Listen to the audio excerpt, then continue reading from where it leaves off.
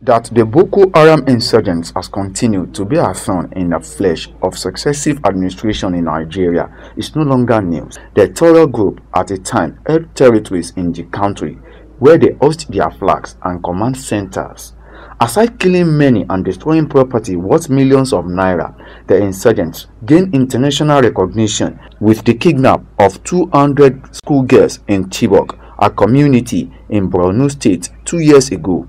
Though the immediate past administration of President Jonathan tried to tame the terror group, but many agreed that its initial slow response assisted in turning Boko Haram into a monster.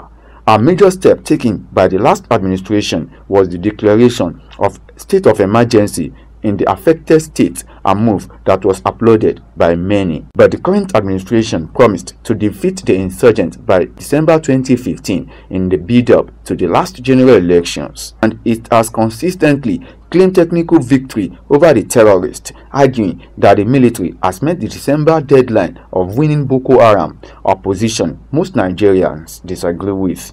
Claiming that we almost subdued the Boko Haram, while I think this morning we are seeing another scenario that Boko Haram still occupy about 50% of the area.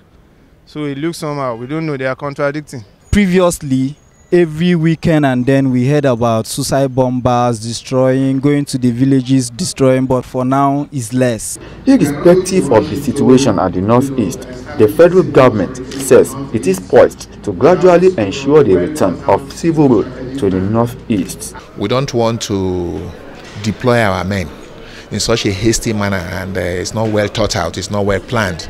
So what we are trying to do now is to ensure that we have, a strategic plan of how to move in there and ensure that we are able to relieve the military of some of the pressure that they have been under.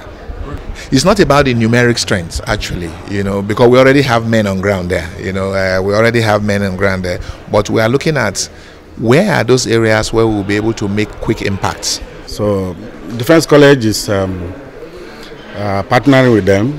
That's our own contribution, to provide that environment for interaction, to find solution, workable solution, to issue of insurgency and all other menaces. It's not right at all now, as it is now. It's as if we are starting from scratch. A lot of things are happening, so I'm really confused. In spite of their optimism on the actualization of civil authorities to the war-ravaged northeast, Senator Abubakar Kyari says changing the mindset of residents of the affected areas will assist in returning peace and stability to the area.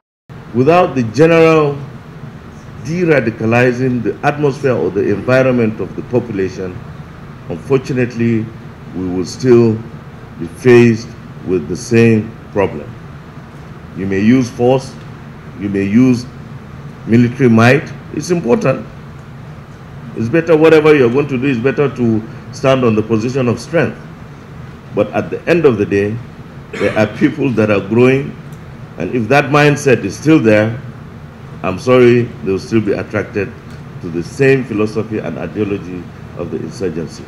As government strategize at ensuring normalcy to the northeast, a major expectation of Nigerians is how and when the final nail will be put on the coffin of the deadly Boko Haram sect.